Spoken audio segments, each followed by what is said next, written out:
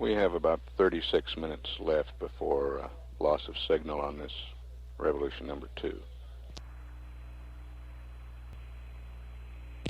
This is Apollo control. Apollo 10 is now realigning their inertial measurement unit and shortly should be maneuvering into the attitude for the lunar orbit insertion number 2 burn.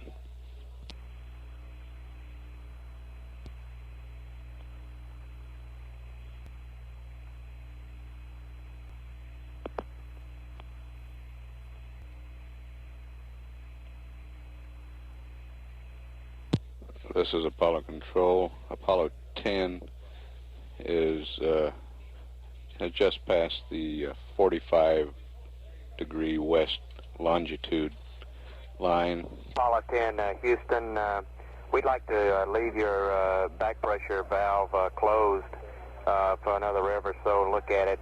We'll probably go to sleep tonight with it closed. Over.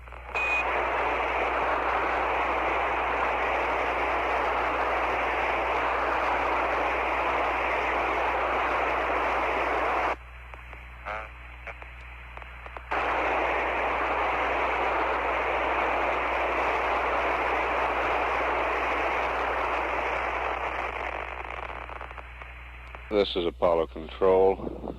We've lost lock on the high gain antenna. That was the cause of all that noise. It happened when the spacecraft started maneuvering to the burn attitude. We're apparently on the Omnis now.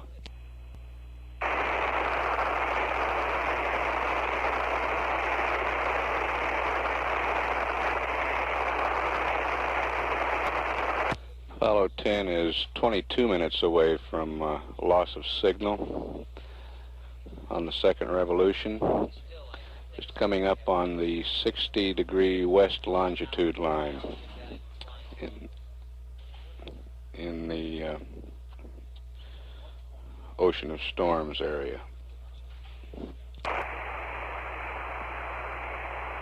Hello, Apollo 10, Houston, if you read, we'd like you to select Omni Charlie, over.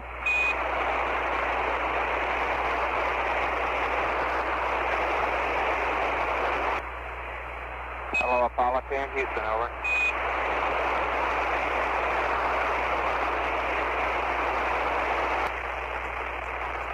Hello, Apollo 10, Houston, if you're already on Omni Charlie, we'd like you to select Omni Charlie, over.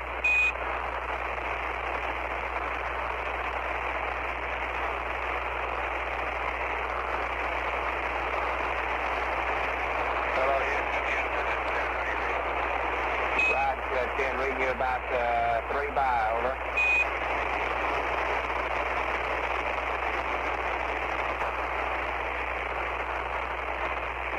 Hello, Houston, this is 10, how do you read? 10, we're reading you about 3 by, honey, over.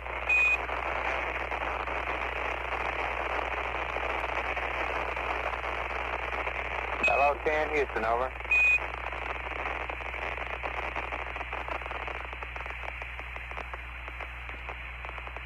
Hello, 10, Houston, over.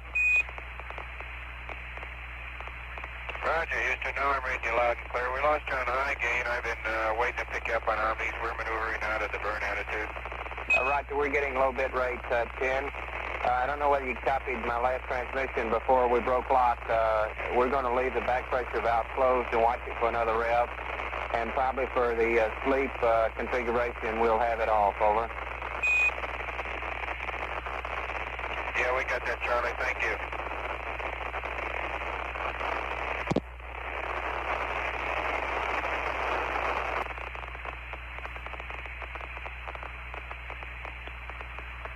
Houston, this is 10. Can you recommend an Omni for the burn? Stand by. Burn it.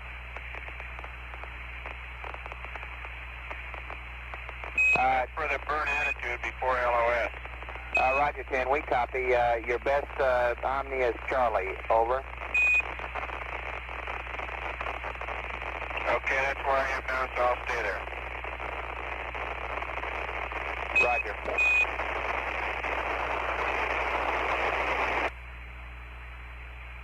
Houston, this is 10. on the last pass on the backside, we're pretty sure we identified through the optics going backwards CP1 and CP2.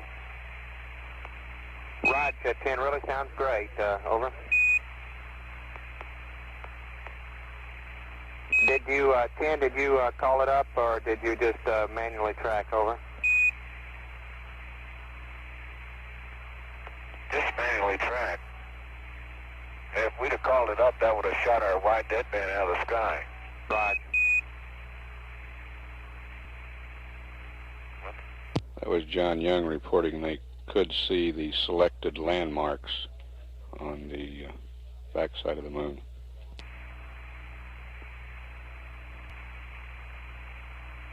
Flight Director Jerry Griffin is taking a status check here. It wouldn't hurt the wide deadband. Can you check on that for us? Roger, stand by, 10. 10, Houston, if you call up any program, it'll collapse the deadband back down. Over. That's what I'm afraid of. Hello, Houston, Apollo 10. Go ahead, 10, over. Okay, looking ahead in the flight plan to 81 hours, when we really start getting busy there, one thing we're going to want to do is we want to delay the canister change and also that fuel cell O2 purge until afterwards. The CO2 content's real low, and delaying it an hour or two isn't going to hurt a thing. And we want to get through that busy time without any interrupts. So we're recommending delaying there at 8120 the canister change and the fuel cell O2 at 8140 until after we get through most of this activity. Over. We concur with all that, 10.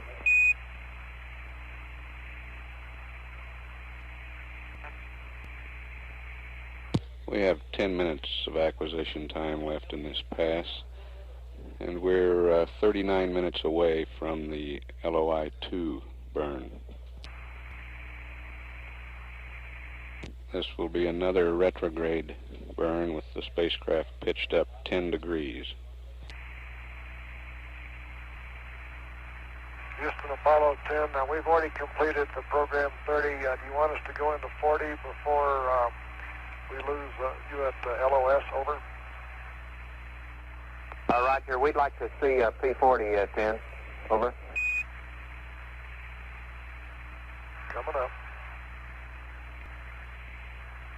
P40 is the Service Propulsion System thrusting program in the command module computer. Houston, are y'all getting high bit rate now? That's negative. We got you low bit rate. We're seeing the program 40.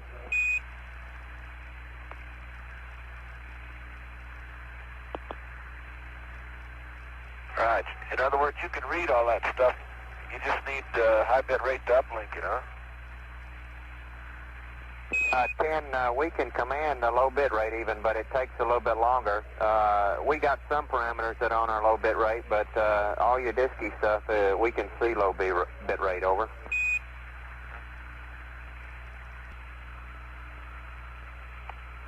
Apollo 10, Houston, coming up on 5 minutes to LOS. You're looking good going over the hill. We'll see you AOS 80, 40, 47. Over.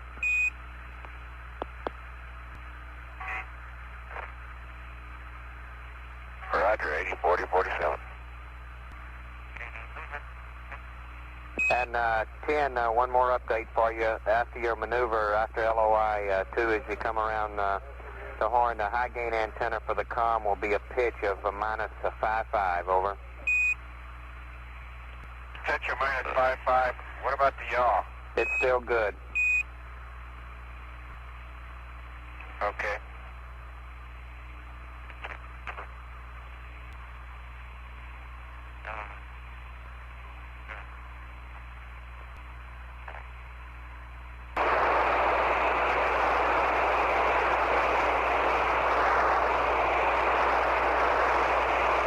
This is Apollo Control. It's 79 hours, 55 minutes. We're still showing 40 seconds to loss of signal, but well, the noise has stopped. It appeared we had broken a lock there. We've got about 30 seconds left to loss of signal.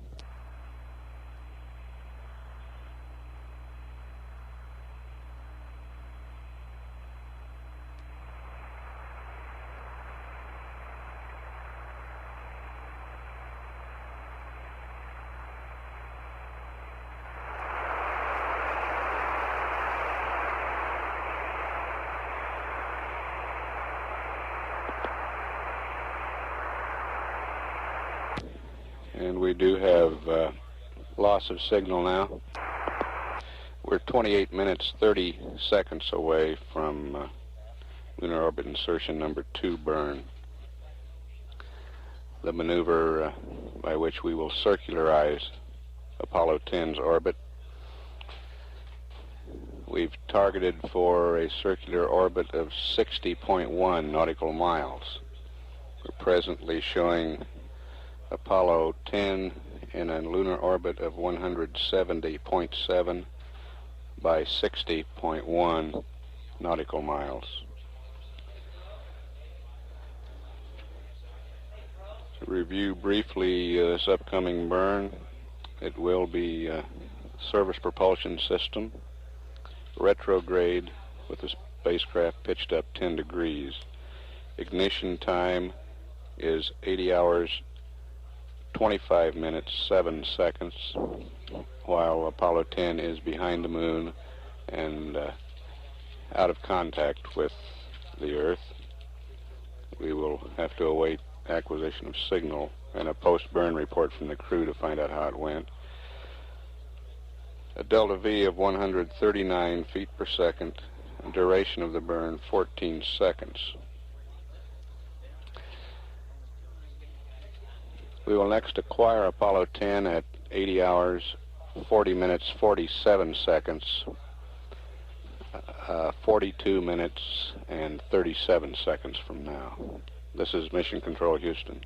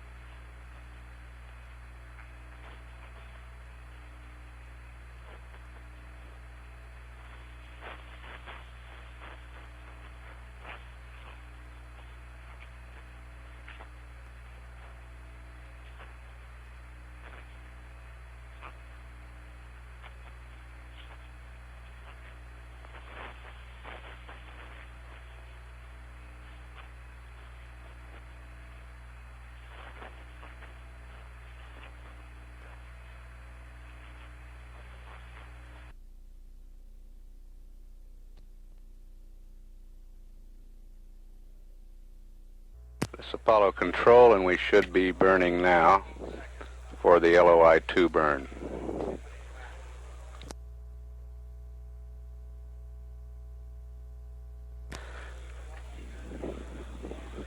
This was a short burn, 14 seconds in duration.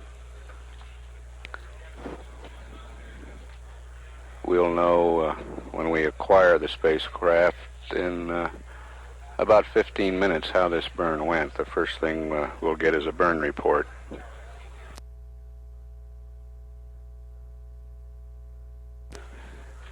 And at the almost at the moment of acquisition, we're changing shifts here in the control center. The Maroon team with Flight Director Milton Windler will take over right after the acquisition of signal. And a short time after we have acquired, we should have our first TV show of the lunar surface. As you've heard Tom Stafford talking, he hopes to be able to bring a pretty good show with the color TV.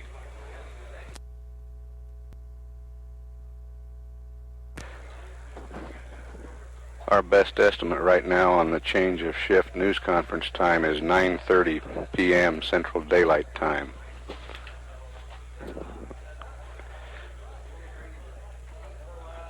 We'll try to keep you updated on that time, but the best estimate at present is 9:30.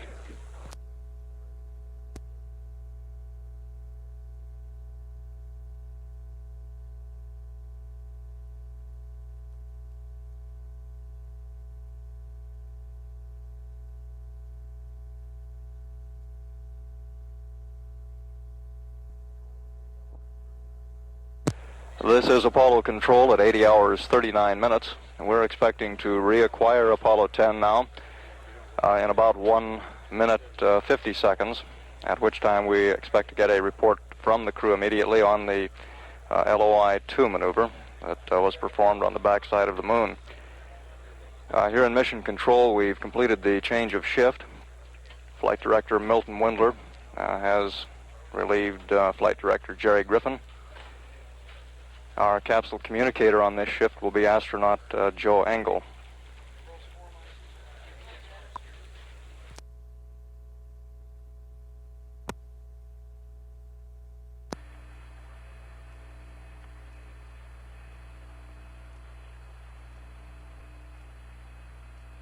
Now we're coming up now on 30 seconds to acquisition of signal, and we'll continue to stand by.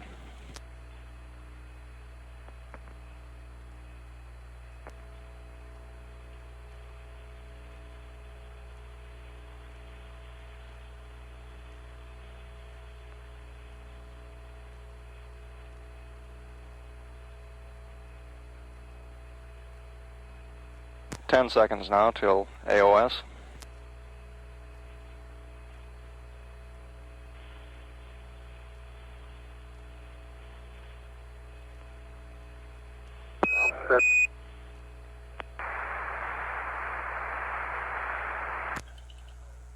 We have confirmation of AOS now. We'll stand by for the capsule communicator to put in a call to the crew. Apollo 10 Houston, standing by.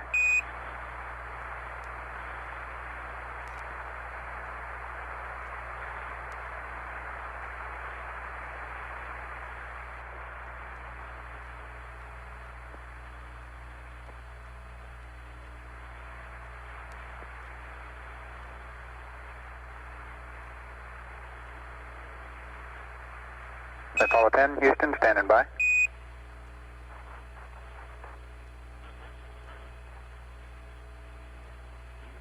Roger, read you loud and clear.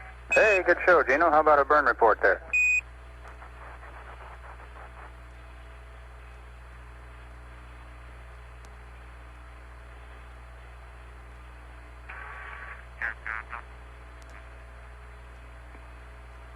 Okay, Joe, we got a good burn. The burn was on time. It was 14 seconds. Roll, pitch, and yaw were nominal. Our residuals were plus 0.5, minus 0.3, minus 0.4. Delta VC was minus 5.6. Fuel remaining 34.9. Oxidizer 37.1. We now are reading a 600 unbalanced to the increase. Chamber pressure was steady at 103, and we show us to be in a 61.2 by 60 nautical mile orbit. Roger, very good, Gino. Thank you. Copy all that, and we're standing by for your TV whenever you want to go. Okay, we're about ready on it now. Roger.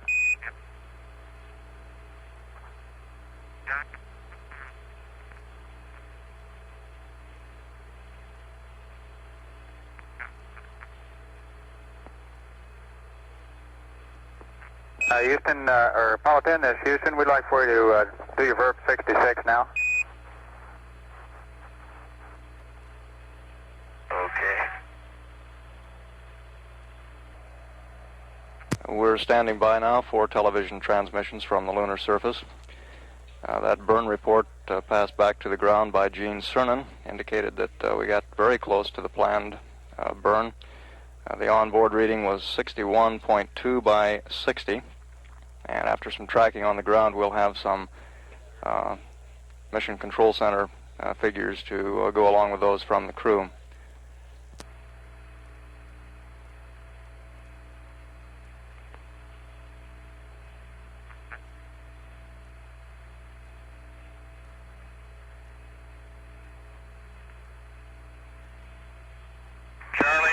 We got some TV coming down to you now. We'll try and tell you exactly where you are in a minute, but Tom's looking out the hatch window. We're upside down and going backwards at the moment, so we'll have to give us a chance to locate you. Okay, Gino, fine. We're getting a picture now, and it looks real good.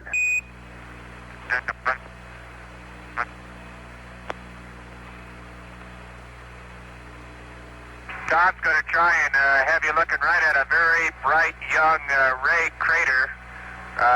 Very distinguishable and very bright.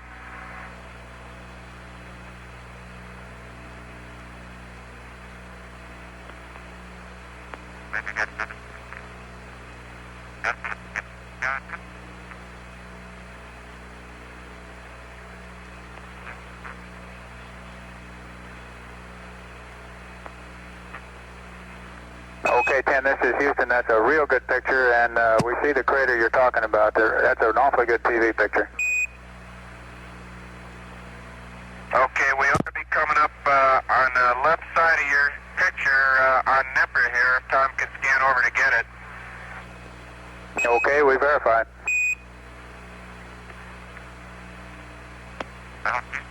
The spacecraft now over Smythe Sea.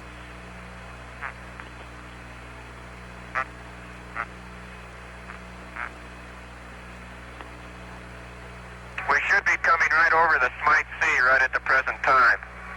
Roger, that's affirmative, and that was F1 you were showing us there just a minute ago, Gino. Roger, okay, I've got this at full zoom. You like it at full zoom, or do you want it back down a little bit?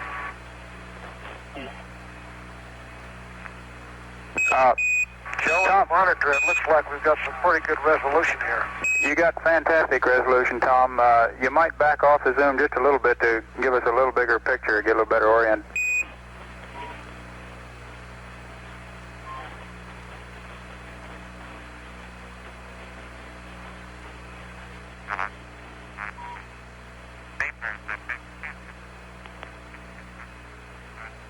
That's good right there, Tom.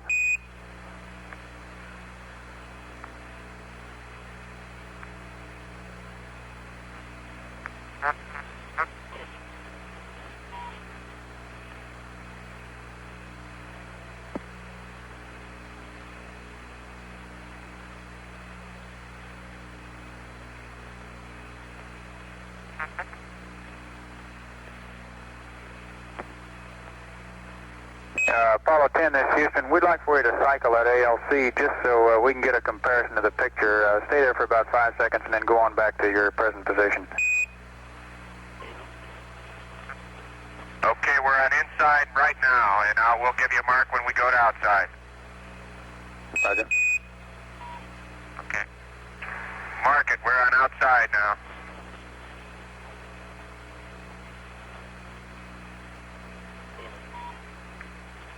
Got it, Ben.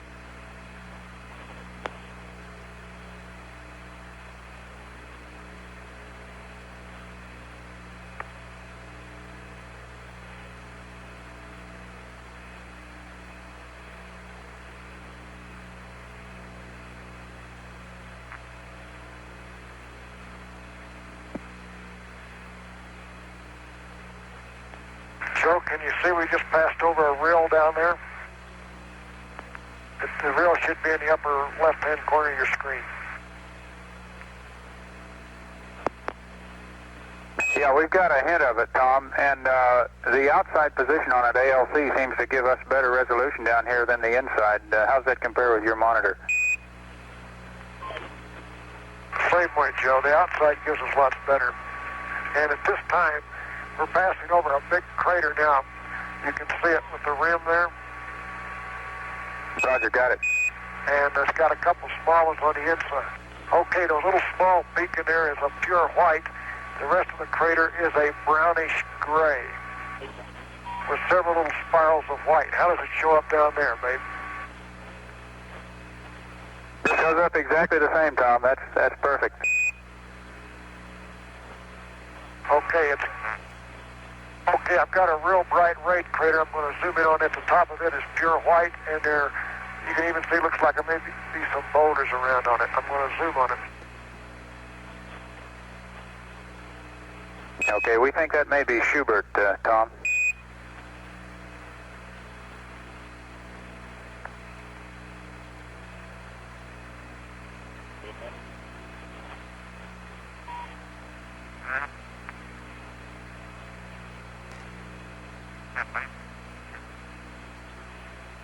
That's great. That detail is just great, Tom.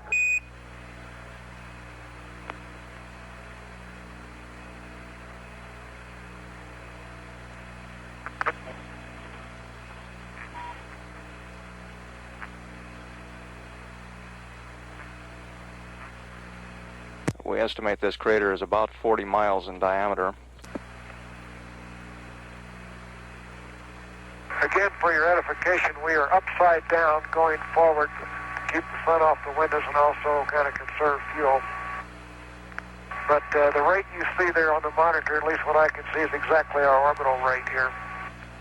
John is maintaining a 315 orb rate upside down. Okay, we copy that. Thank you. And Tom, Should you see all the little...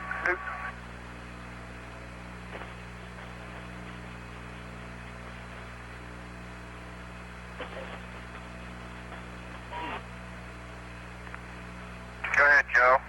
Okay, Gino, we'd just like to confirm that you are on infinity on your focus.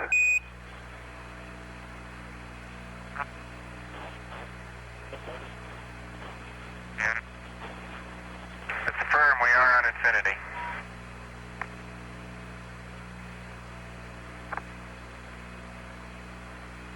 As you can see in this area, the whole area is marked by these small new craters. They're pure white when they stand out, and then they fade into a grayish, light gray brown into a darker brownish gray as you get to the older areas. Roger, that's just the way they look. We're going to get into some Maria area. Now, let me say, you get into some Maria area here, as you noticed in the bottom of this one depression here. It's more brownish, more of a deep brown now.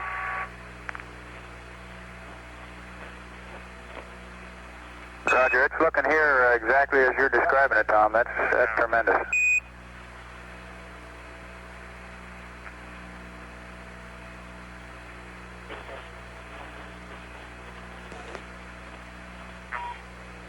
Joe, we should be looking down right now at the foaming sea, and to the left of us is the Chrysian Basin, and we'll be coming over the Sea of Fertility and the landing site area very shortly.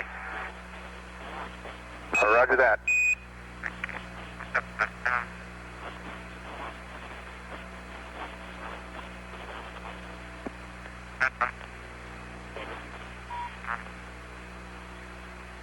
It's really amazing the number of new small craters are all outlined on your screen as a brilliant white there, with a ray pattern usually going from each one. Roger, they're showing up real good, just like that down here on our screen, Tom.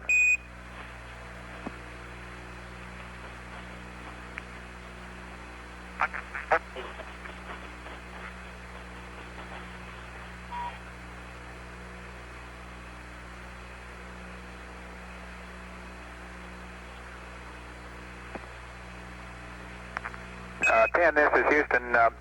We'd like, when you're coming along some of this area here, we'd like for you to go all the way from one end to the other on the zoom. Give us a mark when you back it all the way off, and hold it there for about 5 seconds, 5 to 10 seconds, and then all the way back to full zoom again.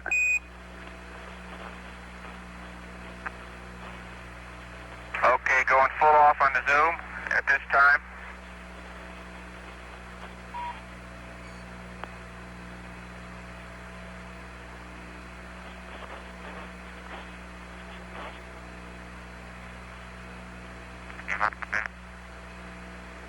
Coming back on the zoom.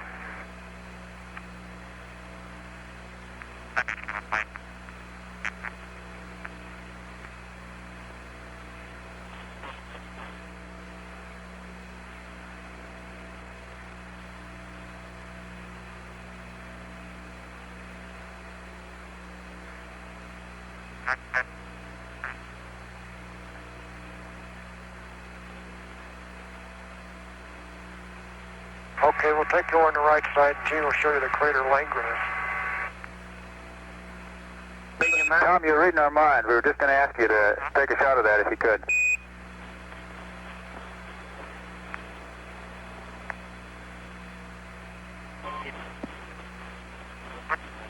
He's starting to get it in there.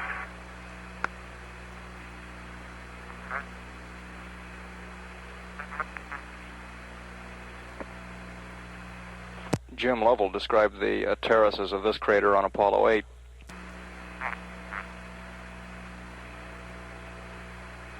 Okay, Tom, we're getting that picture very good, and that's a tremendous color you got.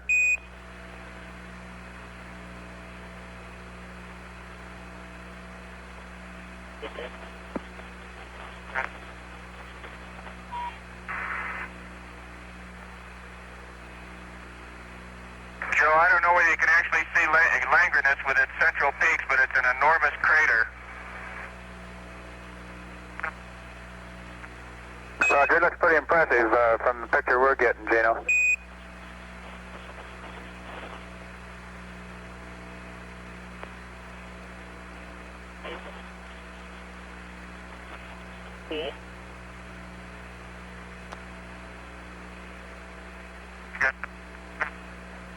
Langrenus, the whitish crater in the center of the screen, is about 90 miles in diameter. Okay, Tim, this is Houston. Whatever you did there, if you were playing around with your lighting, that gave us a real good picture then.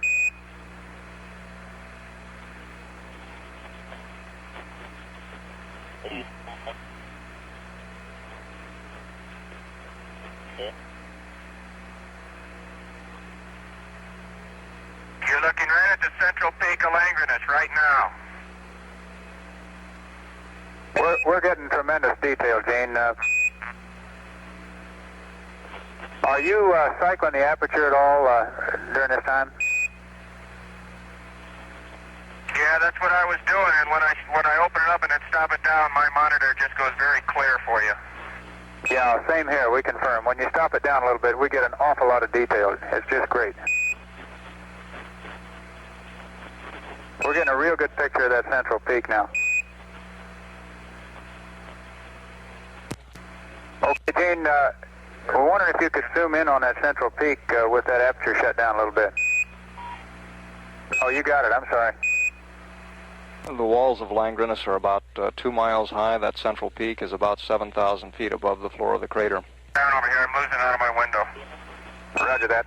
And just for your information, your onboard vector looks great. We're satisfied with it.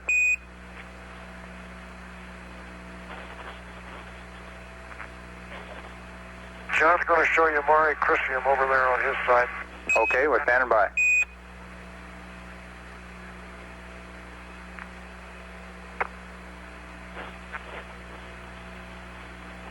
And you can see the horizon in the distance there.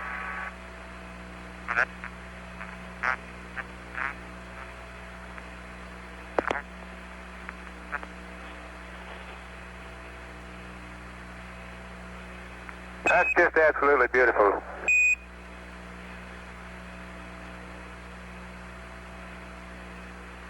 Well, on the left, on John's side, you're looking at the Sea of Crises. On the right, we've got the Sea of Fertility.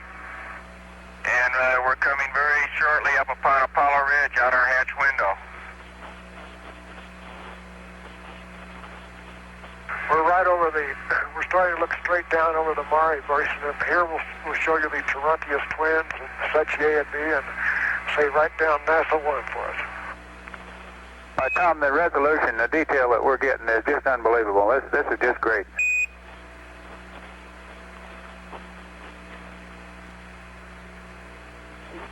We ain't getting bad detail ourselves up here. Roger that. The low flat ridges really do stand out here in the Maria area.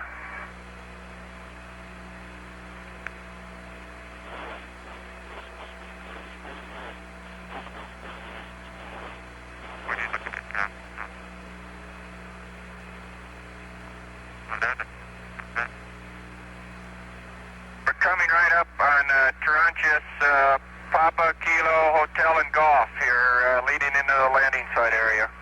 Roger, we're picking them up now. Good.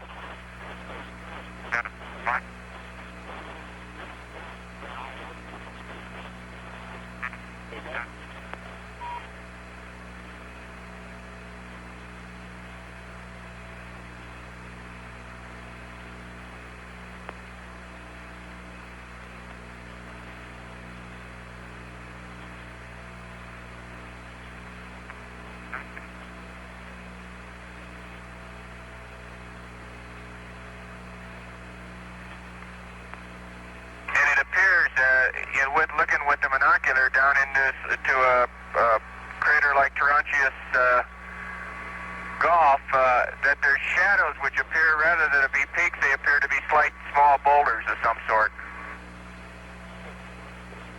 Okay, are they down in the center of the crater, Gene? Yeah, they all seem to be down in the flat portion of the crater. Hey, tell Jack to look at these little ridges we have here. They look like they could be 400 to 500 feet elevated and running various patterns. They're standing out pretty good on our monitor.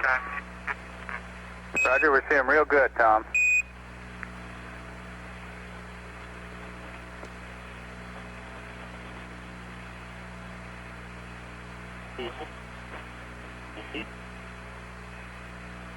Okay, it appears you're showing us Furnace Gulch there now, Tom.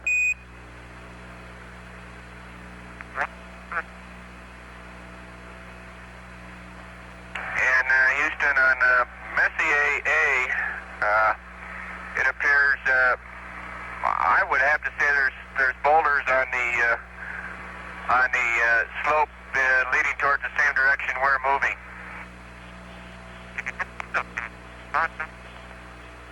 Roger.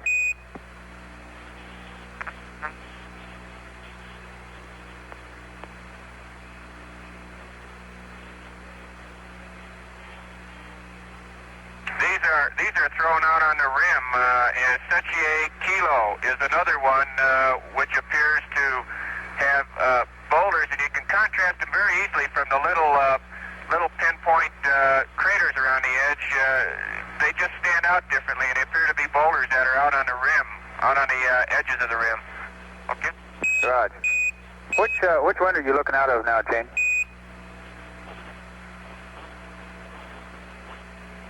Tom's got it out the hatch window. Okay. Just for your info, we're seeing the RTV on the side of the window, and it's pretty much in focus, as is the lunar surface.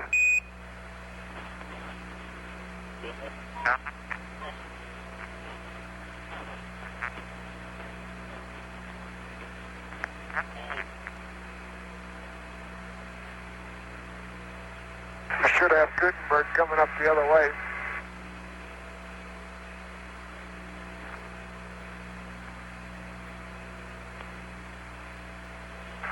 Gene's got it out the right window. He'll be looking to the south.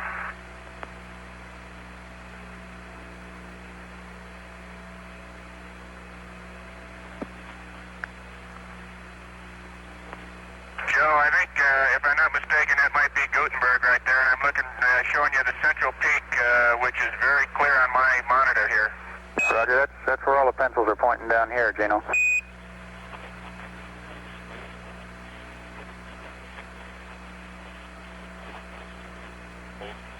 Okay, tell Jack that we're passing over the Apollo Ridge right now, looking down.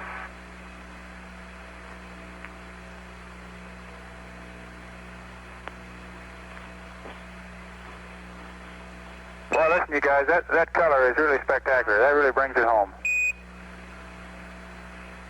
Okay, and it's now kind of it's still half between gray and brown right now, Joe.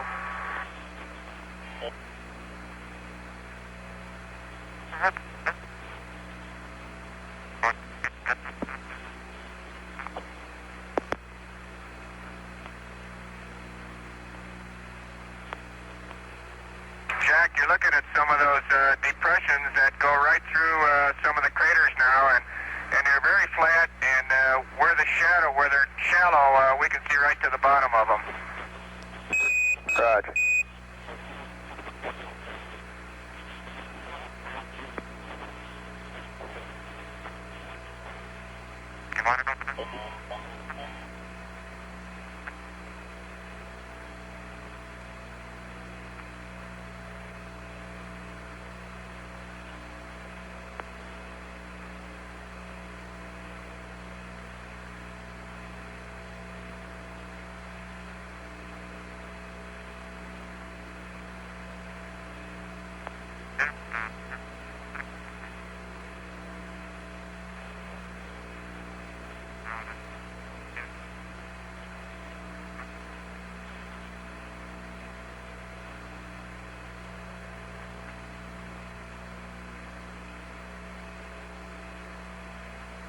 The spacecraft should be just about opposite landing site 1 at this time.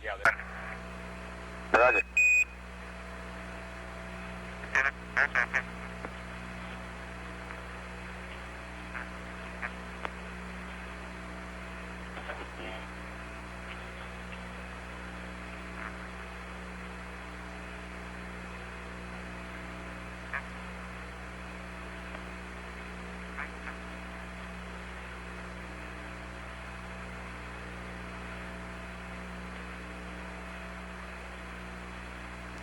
You ought to be looking just about right in the area of B1 right now.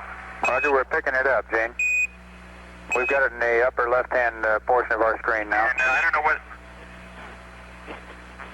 Okay, I don't know whether Tom can scan on Censorinus, but Censorinus should be just to the right of that, in the hills. Roger, we copy. And you had a real interesting little dome with about 5 or 6 small craters in it there that was an awful interesting look at. Yeah, around this area you can tell there's particularly lots of volcanic activity and cones in there. And that's Censorinus from the oblique view. Censorinus is a relatively new lunar crater and of great scientific interest. Here we come. Here's the crater Masculine. Roger, we copy. You can see the shadow in it. Roger, it stands out real good, Tom. Shadows in there like there might be a boulder. There's Masculine. Okay, we're going to try and show you some of these whorls, Diamondback rill and the Sidewinder rill that are going across here that are very distinctive. They appear to be very shallow in areas, and the bottom seems smooth. However, some of the area that goes perpendicular to the sunline is deep enough to be in shadow. Okay, we copy all that, Jim. Up is Masculine B.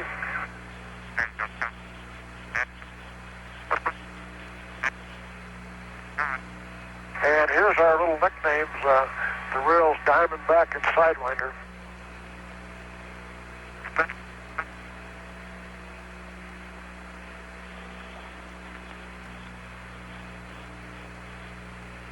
Boy, 10, this is Houston. Those rills and all these details are really coming out great. And that color doesn't hurt a thing.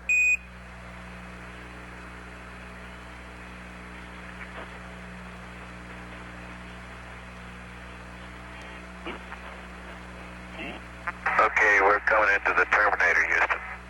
Okay, Tom's going to try and get you Moki, and then, of course, right adjacent is site number 2, and we're coming into the Terminator. We're not sure how much of it you can see, but you should be looking right at the area right now. Okay, at the bottom of your screen is Moki. And right about there is landing site 2. It's still awful dim and the sun's starting to shaft the window, but landing site 2 is right to the left of the crater you see. That's where we'll be going down tomorrow to photograph. Roger that, Tom. And we're still getting a real good picture on that. There's a lot of good detail, although the color is starting to fade out a little. Now, you can even get some as we start across the terminator. If I can just keep the sunlight off the window, you can see it. Okay, Tom, and could you go to the inside on ALC and the 2.2 on your camera now?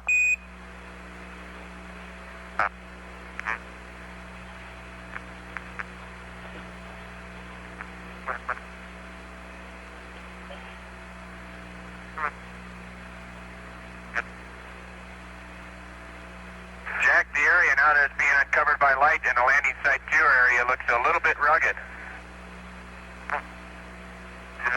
Copy that, rugged.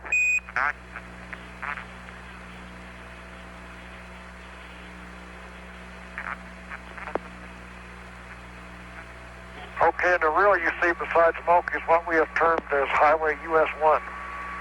Roger, we're getting that loud and clear, Tom. That shows up real good.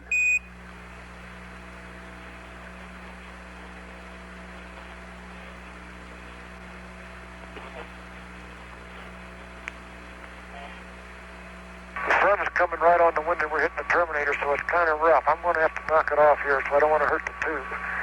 And when the sun goes down, we'll shoot back there, and maybe we can give you a little picture of the corona. Okay, mighty fine, Tom. That was just fantastic. Okay, Gino will try to shoot it outside for a minute there. All right, oh.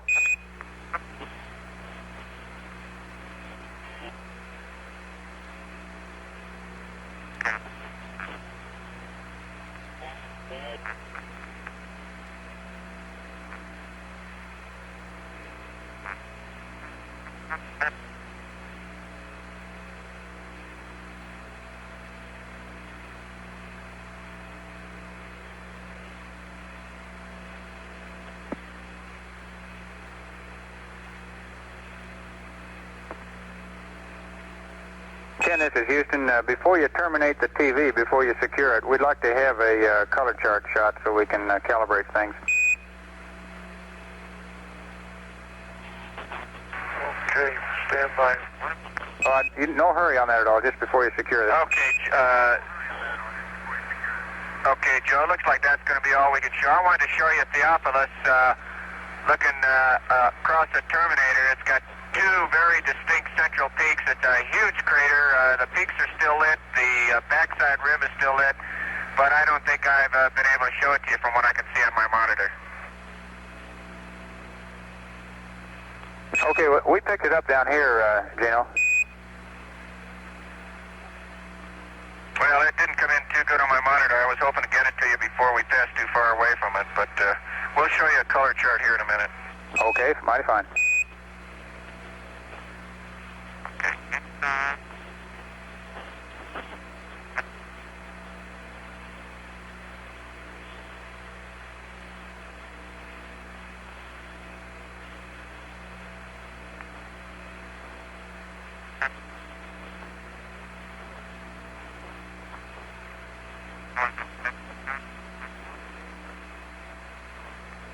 Among the interested observers here in Mission Control is astronaut Jack Schmidt, who is also a geologist and worked with the crew prior to this mission on lunar feature identification. By 1 second, Joe. We got to cover up a window slightly here.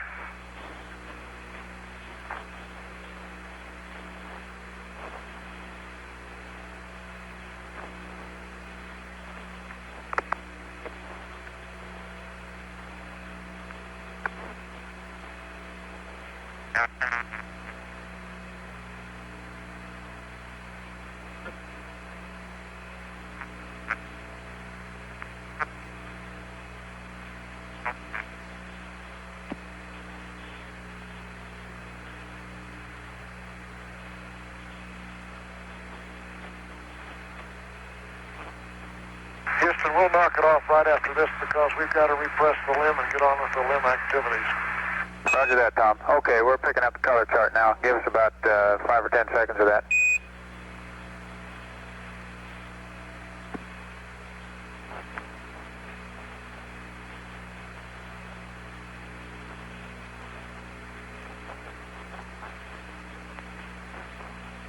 Say when, Joe. I'll just hold this. Okay, that's good enough right there, Gino. Thank you very much. Okay, I guess we'll go off the air for today. Yeah, that should have been a good enough show for today there. That's an outstanding show. Really great, and the colors were great too. Okay, we're not recommending this 10, but your TEI 5 pad is go in case you do need to use it. Yeah, we'd like to stick around for a while here. Roger that.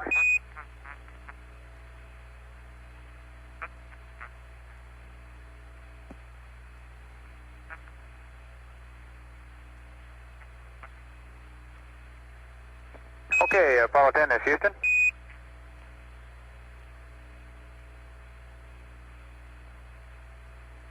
Go ahead, Joe. Roger, Gino.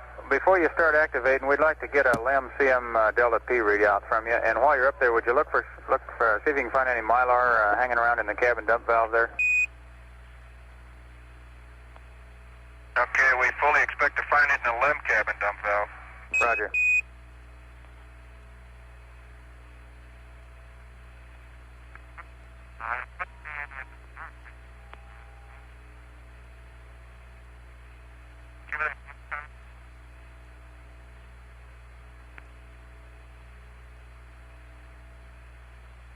The total duration on that television transmission from the moon was 29 minutes 9 seconds. At this time, we estimate that the change of shift briefing will occur at about 9:15 Central Daylight Time. Apollo 10, Houston. Go ahead, Houston. Go ahead, Apollo 10. Okay. Hey, listen, while you're activating there, if you've got somebody that can copy down some updates, I've got a map update and a couple of landmark tracking update pads. And let me know when you're ready to copy.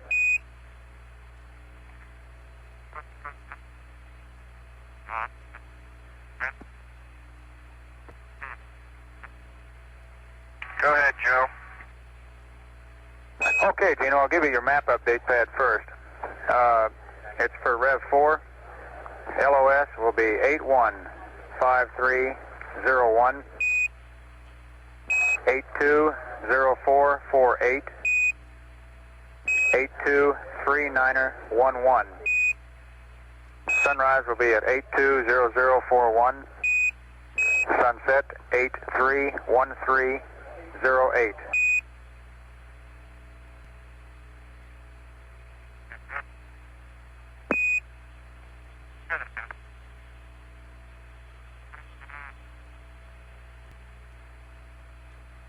And 10, this is Houston. I'll go ahead with these landmark updates, and you can read back the whole thing at once if you want to.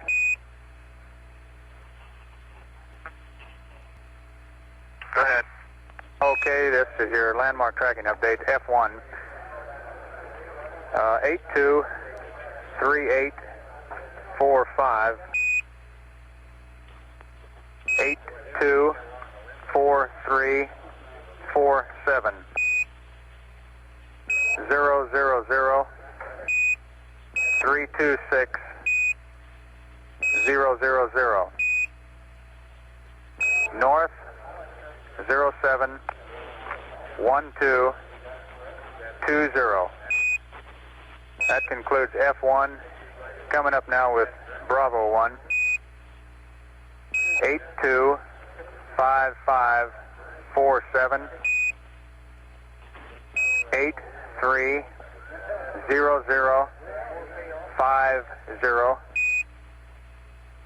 000-274-000. North 304825. That concludes, and standing by for the readback. Stand by 1 second. Roger that.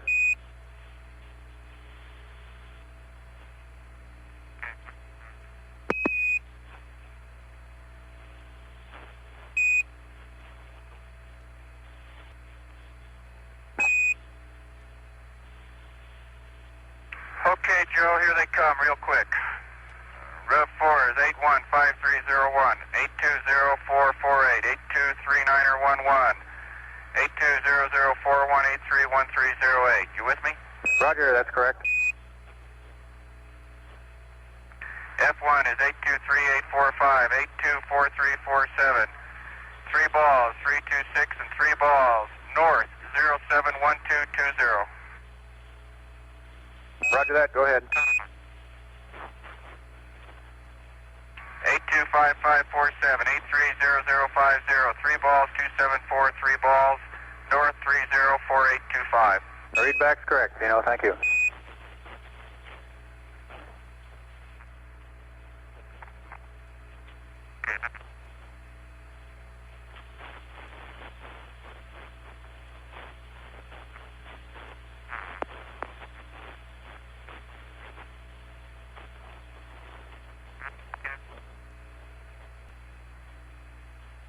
We have some preliminary figures from our flight dynamics officer on that LOI-2 maneuver.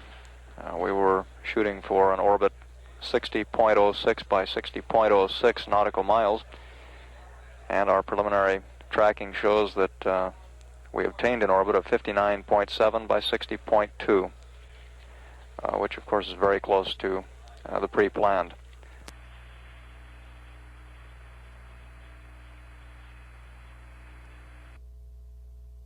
This is Apollo Control at 82 hours 21 minutes.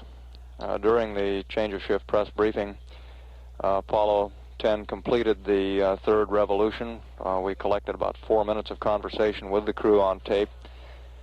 We're now about 17 minutes 40 seconds from acquisition of signal, again at the beginning of the fourth revolution. Shortly before loss of signal, Gene Cernan reported that he had removed the hatch, the drogue and probe, and was preparing to go into the tunnel and into the lunar module. Cernan also reported that some mylar insulation on the outside, actually on the lunar module side of the command module hatch, had apparently broken, and some silicone insulation contained underneath was sifting out, making somewhat of a mess in the LEM tunnel. Just as we had loss of signal, Tom Stafford reported that he would assist Cernan in cleaning up the mess. We'll play back the tape of that conversation for you now. Apollo 10, Houston. Go ahead, Houston. Roger, Gino, we're kind of monitoring your gimbal angles here. Looks like you might be drifting close to lock. You might want to keep an eye on it. Okay, thank you, Joe. And for your information, we've got the hatch out, and we're working on a probe right now. The pressures are equal. What we did, Joe, is to make an auto maneuver to come around there for the 326 degree pitch for landmark tracking, and we're all working with the tunnel and just occasionally monitored. I think we'll be okay. Okay, thank you, Tom. And let's see, I guess one other item. We want to make sure that that you all notice and take a hack when you transfer to LEM power, so you can pass that on to us. And we'll also want that roll calibration angle, but that's already in the checklist there. Yep. Okay.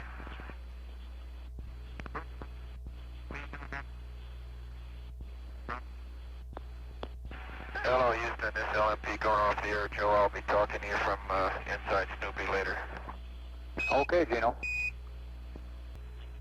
Okay, Houston.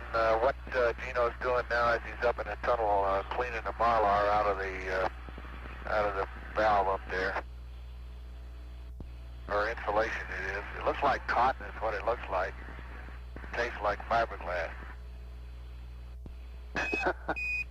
Roger, John. The probe came out pretty easy. Didn't seem to fold as much as it normally does, but it's a lot easier at 0G than it is at 1G, I guarantee you that. Okay, we copy that. It's working all right, isn't it, John? Yeah. It is right this minute. Hey, Houston, this is Apollo 10. All right, go ahead, John. Roll cal is plus 0.1. It's not quite 0, but it's close. Roger, copy. Plus 0.1. That Gino says it's minus. Okay, Gino says change it to minus 0.1. Okay, minus You can 0.1. tell how close it is. He can't make up his mind whether it's plus or minus. Yeah, it must be pretty close. That's thanks to you, Joe. That's thanks to you, Joe. You really got an eyeball there for calibrating that thing. Roger that. Okay, 10, this is Houston. We're about showing about 1:50 from LOS, and just to verify, we're calibrating, or we're figuring on AOS at 82:38:52, John. Roger, and Gino is just now moseying into the limb, followed by showers of insulation. Roger. Hey, we're going to have a heck of a cleaning job here. They had insulation all in the seal, all in the valve, and it's really a heck of a mess up here. Okay, we copy, Tom. It would have been just about impossible to get that limb.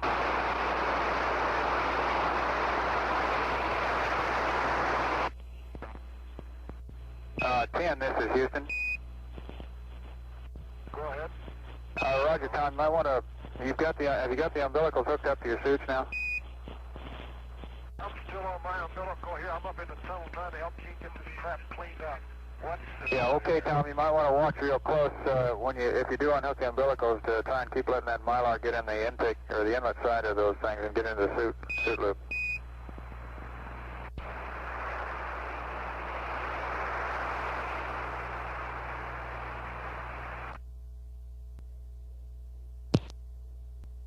That concludes the tape playback of the conversations we had with the crew before LOS. We're now 12 minutes 15 seconds from acquisition of signal at the beginning of the 4th revolution, and we'll come back up as we approach the AOS time and stand by for conversation with the crew.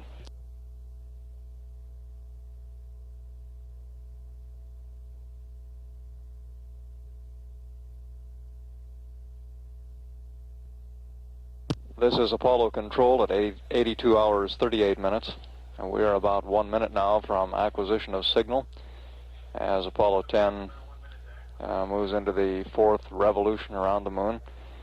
By this time we would expect that Gene Cernan would be in the lunar module, beginning some general housekeeping chores and configuring circuit breakers and switch panels for a communications test, which will follow later on Rev 4. Also on this revolution we'll be doing some landmark tracking. The crew will be taking sights on 2 landmarks, primarily as a practice exercise in the use of the spacecraft optical system. We're now about 4 seconds from acquisition of signal. We'll stand by for a call to the crew. Snoopy, this is Houston. We're standing by. How do you read?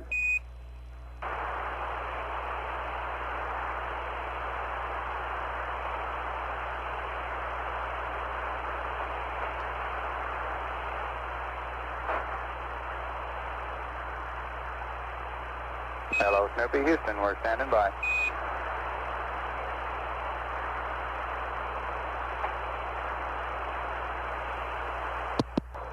We have data from the spacecraft, but still no voice communication. We would expect at this time the crew is involved in taking landmark sightings on landmark designated F1, which is in the middle of Smythe C. This is a crater about 5,000 feet in diameter. Standing by. And we've just put in a call to the crew. Hello, Snoopy. This is Houston. How do you read? Apollo 10, Houston. How do you read?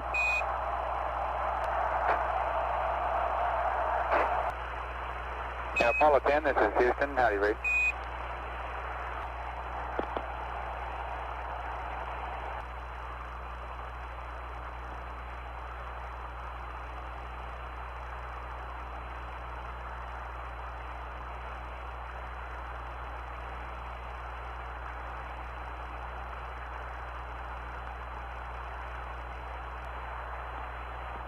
Hello, Snoopy. This is Apollo. This is Houston. Yeah, Apollo 10, this is Houston, reading you real weak, Tom. Charlie Brown. Okay, look, we're right in the middle of the landmark tracking, and Gino is reading you loud and clear. Over. Okay, Tom, understand you're reading us loud and clear. And is Gino and Snoopy yet? Yeah, he's in Snoopy. Drunk on it, and you're loud and clear. Okay, Snoopy, this is Houston. We're picking you up now, Gino, and we can go ahead with this voice check now. If you give me a long count in each of your 3 modes, we'll see how it works out. And if you would, identify which mode you're in. Charlie Brown, this is Houston.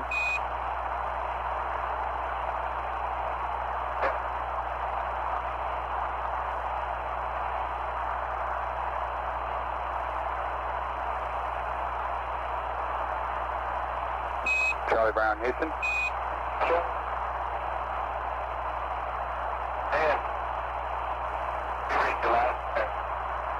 Okay, Charlie Brown, I understand you're reading us loud and clear. You're breaking up pretty badly and just about unreadable. I wonder if you could give us an idea. Is Snoopy ready to try the checks from his end yet?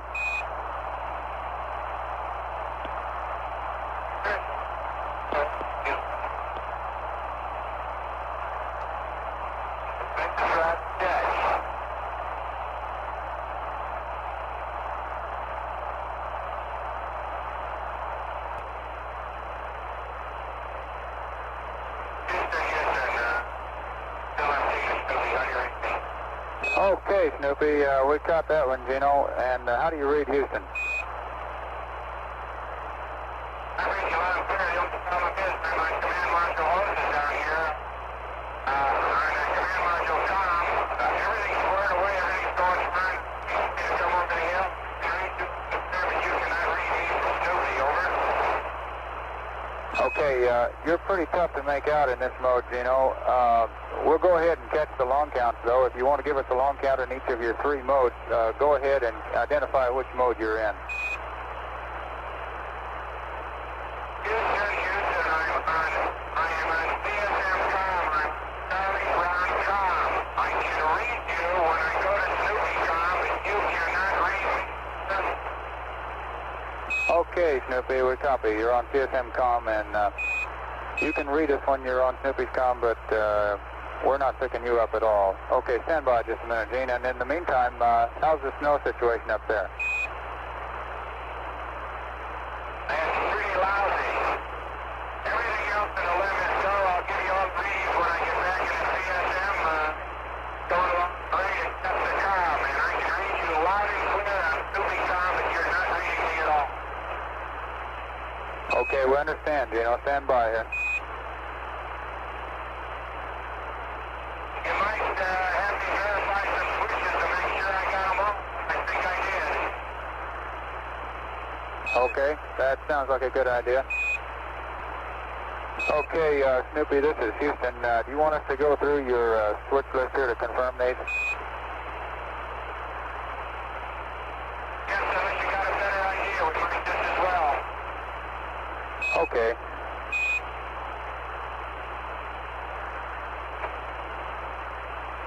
Okay, Snoopy, your audio LMT, we want the S-band PR to transmit receive.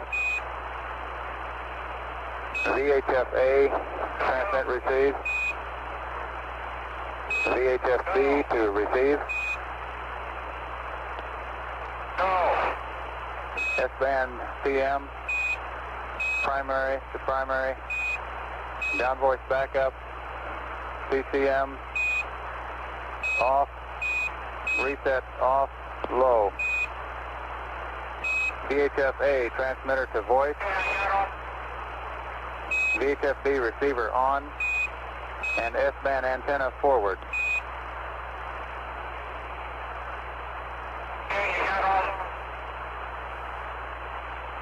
Okay, that should hack it, Gino.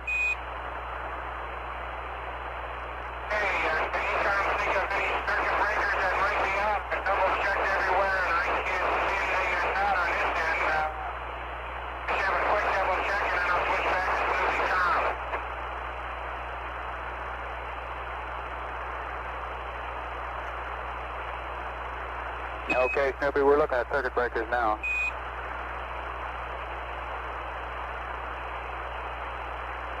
I'd sure like to complete this on this front side pass if we can, for time reasons and also for pump reasons.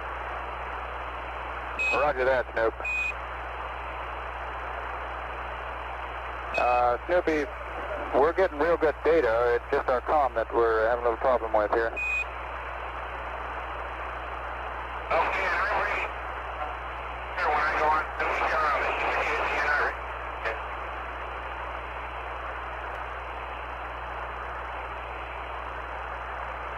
And this is LMP from Snoopy, how you reading? Okay, Gene, you're still coming in a little garbled, but go ahead.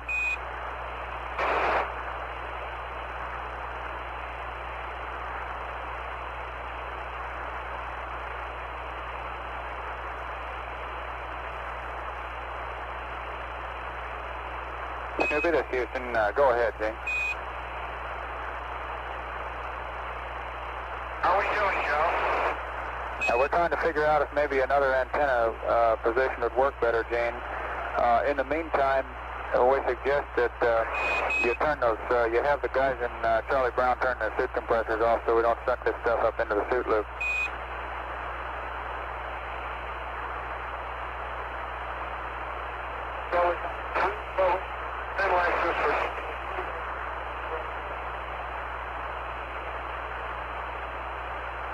Charlie Brown, this is Houston. Say again if you would, Tom.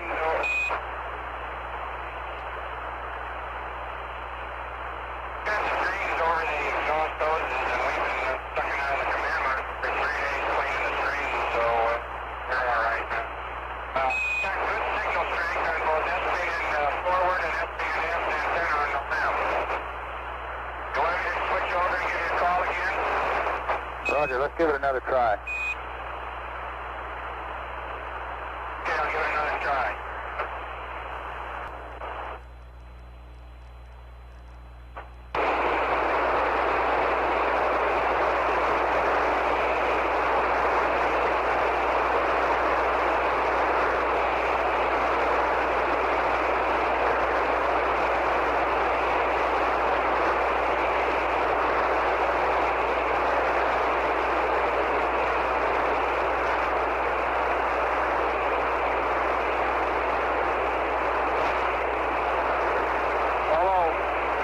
This is Charlie Brown. Snoopy's been calling you and trying to you read it. Charlie Brown, this is Houston. We sure cannot. That's a negative receive on Snoopy there, Charlie Brown.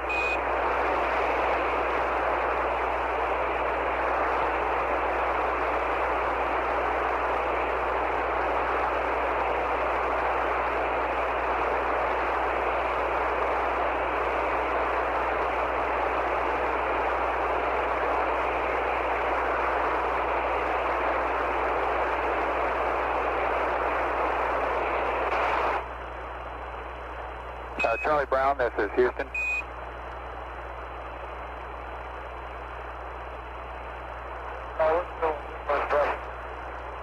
Roger, Charlie Brown, this is Houston, and Snoopy also, if you're reading, what we're going to try and do is go over to the CDR side and set the switches up there and see if we can get any voice comm over there.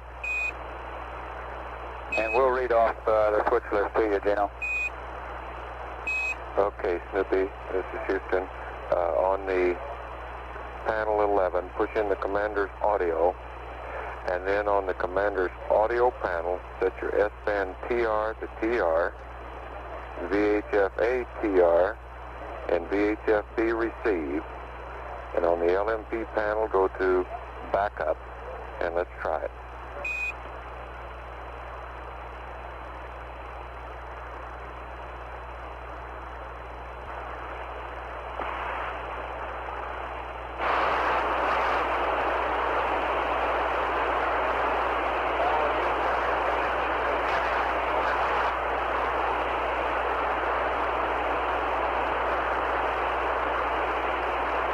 Snoopy, this is Houston. If you're trying to give us a call, would you try that again, please? I think we're getting you real faint. Hello, Houston, this is Snoopy. How do you read? Hey, Snoopy, this is Houston. You're booming in loud and clear now. How do you read me? Okay, I'll take one on that one. My down voice backup was in the off position.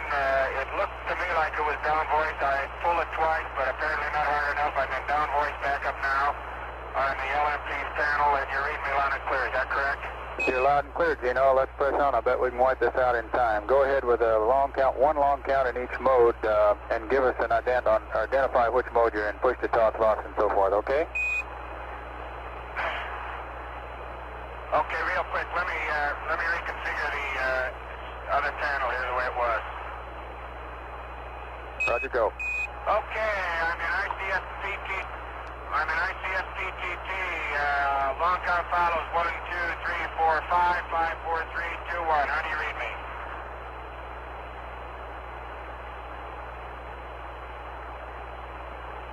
You're loud and clear. Push to talk, Gino. Go ahead with ICS. Roger, that was ICS-PTT. How do you read me? ICS-PTT. 1, 2, 3, 4, 5, 5, 4, 3, 2, 1. Loud and clear. Press on. Okay, are you reading me? ICS-PTT now. 1, 2, 3, 4, 5, 5, 4, 3, 2, 1. Loud and clear. Press on. Okay, this is PTT. How do you read me? 1, 2, 3, 4, 5, 5, 4, 3, 2, 1. Loud and clear. Press on. I'm in box. How do you read me on box? 1, 2, 4, 5, 5, 4, 3, 2, 1. Okay, give me a long count in Vox, Gino. I think maybe the signal dropped out on one of them there. Okay, long count on box. 1, 2, 3, 4, 5, 5, 4, 3, 2, 1. 1, 2, 3, 4, 5, 5, 4, 3, 2, 1. Okay, that looks good, Gino. Let's press on, configure for Omni Voice TM, step 1 activation 14.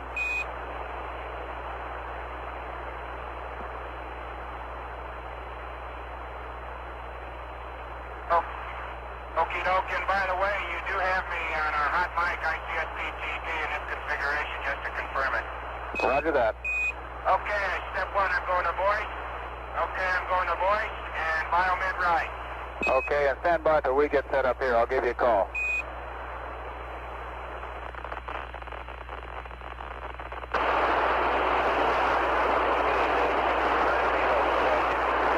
Okay, Goldstone, this is Capcom.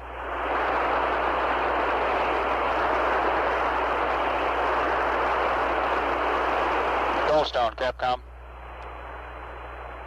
This is Goldstone. Roger, configure for LEM mode 6.07.00, low bit rate. And give me a call when you got it. Roger. Roger, we're starting test 2, sequence 1.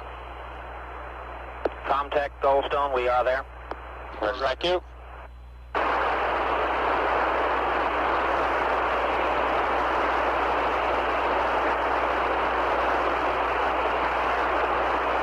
Snoopy, this is Houston on Omni Voice, TM, how do you read? How you reading me? Okay, the first part of your transmission didn't come through, Snoopy, but give me a long count on this if you would. Okay, now I'm still in the same configuration. I'm going to voice switch to voice and biomid to right at this time on my mark. Mark it. Roger, go ahead. Okay. This is Snoopy with a long count. 1, 2, 3, 4, 5, 5, 4, 3, 2, 1. How do you read? Okay, Gino, we're reading you loud and clear. How about 2 more long counts so we can verify the TM data here? Okay, I'll give you a long count this time. 1, 2, 3, 4, 5, 6, 7, 8, 9, 10. 10, 9, 8, 7, 6, 5, 4, 3, 2, 1, 1, 2, 3, 4, 5, 6, 7, 8, 9, 10, 10, 9, 8, 7, 6, 5, 4, 3, 2, 9, 1. I'm just getting tired of talking, that's all. Go ahead. Okay, Snoopy, sounds good. Stand by, just a second.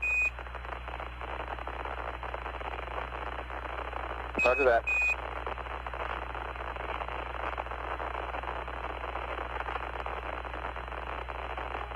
You're cut out, Joe. Say again. Okay, Gino, we're go with that. Let's press on with step 3, activation 14.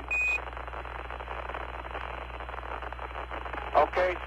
step 3. I'm coming voice off and range is going to range. Roger that, stand by. I'll tell you when we're configured. Okay, Goldstone, this is Capcom.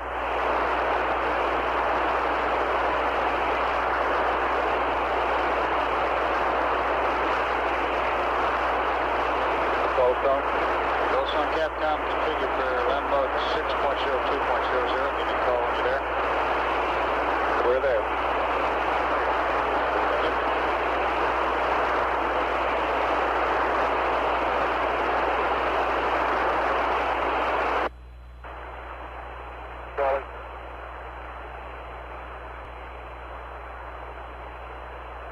Okay, Snoopy, this is Houston in the blind. We anticipate no voice at all in this mode, of course, but we'll stand by and see if we can pick up some data.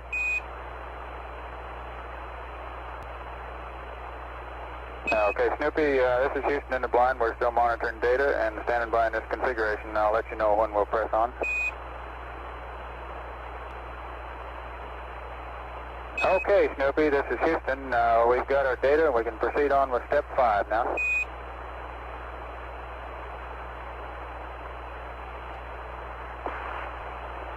And Snoopy, this is Houston. If you are in step 5, how about a voice check?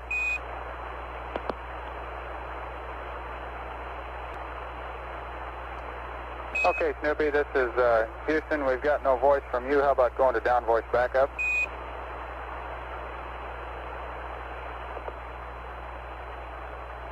How do you read me now?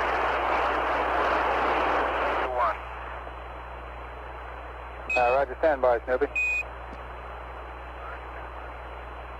Goldstone, this is Capcom. Goldstone. Roger, configure LEM mode 6.04.00 high bit rate and verify. Roger, we're there. Roger that. You finished it? Are you in an attitude that I can get? Is that where we're supposed to be? Okay. Okay, Snoopy, this is Houston. We're reading you now, you know. Come unglued. Okay, Joe, you read me now? Roger, reading you now, Gino.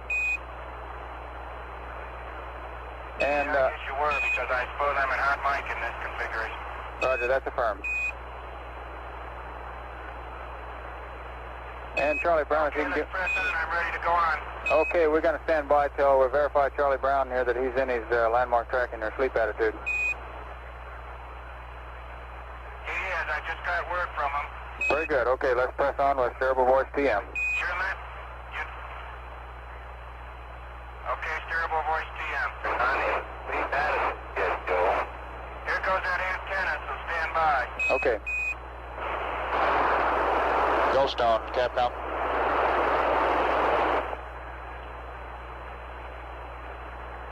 Goldstone, Capcom, come up, please.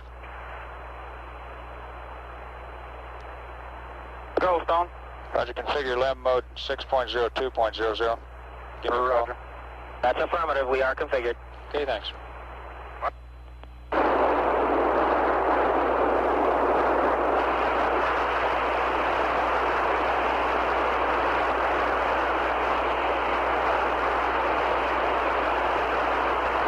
Okay, and Goldstone, I'm standing by for a lock-on announcement.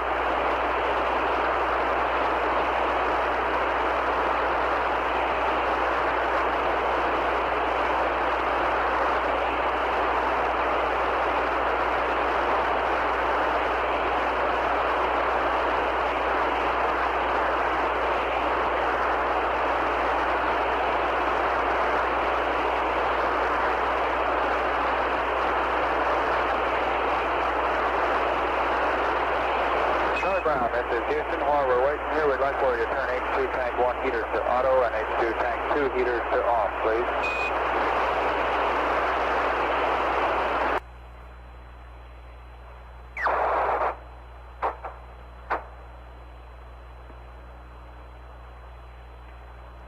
Snoopy, this is Houston standing by. Roger, Houston, you read? Hey, got you loud and clear, Gino. We should be ready to press on now and give me a long count in each of your 3 modes again.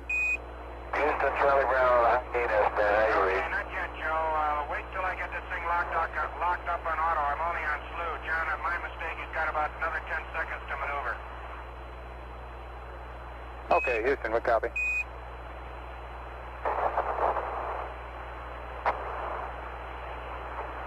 What's AOS time or LOS time, Joe?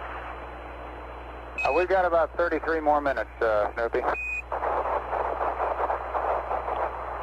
we'll make it. Roger that. And Charlie Brown, we'd like to have your H2 tank 1 heaters to auto, H2 tank 2 heaters off. Do you copy? Roger, that's what we did, over. Okay, thank you much.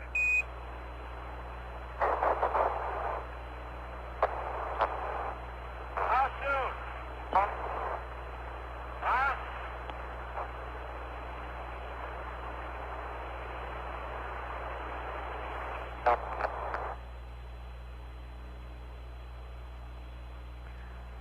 Okay, Houston, I got you locked up in auto. How you reading? Snoopy, this is Houston. I'm reading you loud and clear. Do you know a long count in each mode and identify which mode you're in, please? Okay, I'm in PTT, and instead of a long count, I'll tell you I'm reading a signal strength of 4.2, locked up in S-band auto. And I guess, I'm not sure, but it might lock up anywhere from about 3.2 or 3 to 3.6. This time I was at 3.8 and ended up locking up solid here at 4.2, and I'm going to ICS PTT. Roger that. You're loud and clear. Okay, how do you read me now? I'll give you a long count, and I'm going to unkey it to see whether I've got a hot mic, and then I'll pick it up again. 1, 2, 3, 4, 5, 6, 7, 8, 9, 10, 1, 2, 9, 8, 7, 6, 5, 4, 3, 2, 1. How do you read me? Okay, you're loud and clear, Gino, and push to talk. Go ahead with Vox. Okay, I'm in Vox, and what I really want to know was I unkeyed about halfway through the ICS PTT mode to see whether I had a hot mic. I assume I did not. Is that correct? That's a verified. Okay, and I'm in Vox, and you're reading me loud and clear, I guess. That's affirmative, Snoopy. We're reading you loud and clear, and stand by this one. We'll see if we're ready to go on here with the data. Yeah, I'm standing by, and I tell you, when that S-band antenna moves around, you'd think that the whole house was coming down on you. Roger, we copy.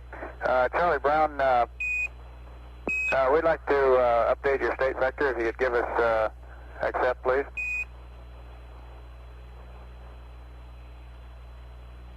You got it, over. Roger, thank you.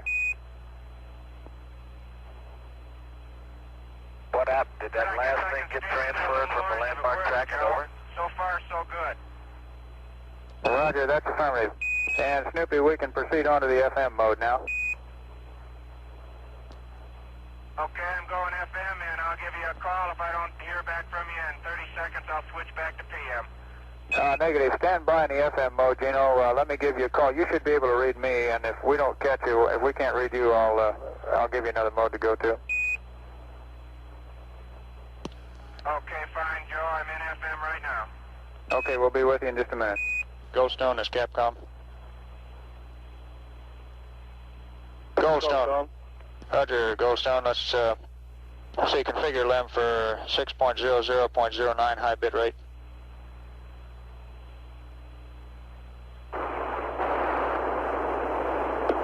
Capcom, we are configured. Roger, thank you much. Okay, Snoopy, this is Houston. Ready to listen to you now about some good numbers.